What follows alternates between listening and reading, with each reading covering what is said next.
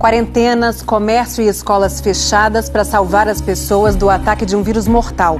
O mundo já viveu tudo isso intensamente 102 anos atrás, durante a gripe espanhola, que de espanhola só tinha o nome. A maior pandemia do século XX, segundo historiadores, fez 50 milhões de vítimas e deixou lições importantes que até hoje servem de referência.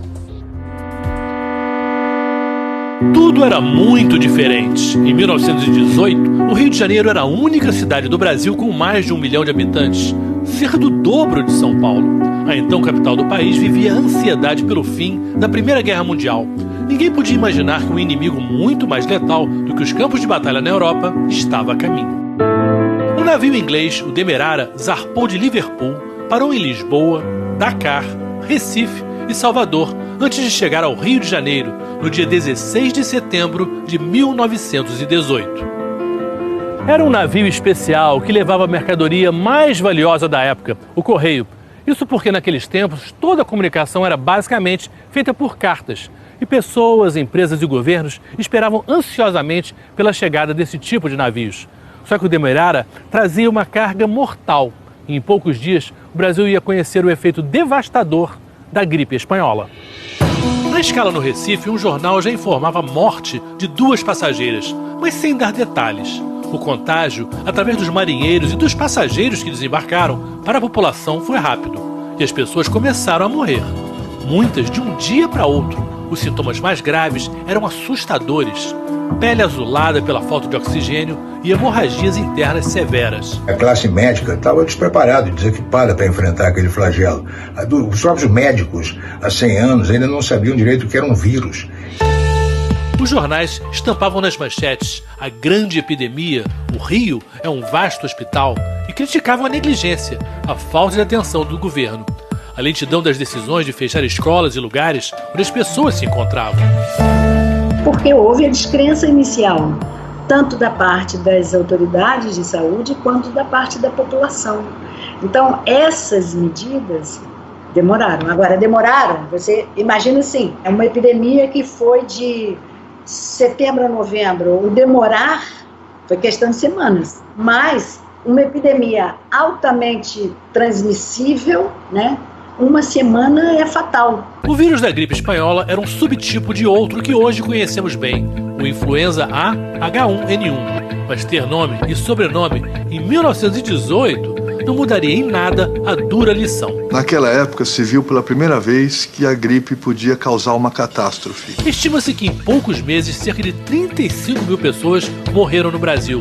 Entre eles, até o presidente da República, Rodrigues Alves, tinha acabado de ser reeleito e morreu antes de tomar posse. A capital parou completamente. Tudo foi atingido, o comércio, os serviços, hospitais, até os cemitérios, né? Quando os coveiros começam a morrer, é porque você está perto do caos absoluto.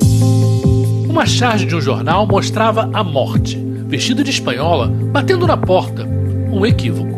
A gripe não tinha nada de espanhola na sua origem. Na verdade, ela deveria ter sido conhecida mais como gripe americana, já que a hipótese mais aceita é de que ela teria surgido no estado do Kansas, nos Estados Unidos, e levada pelos soldados americanos para a Europa. Eles iam combater na Primeira Guerra Mundial.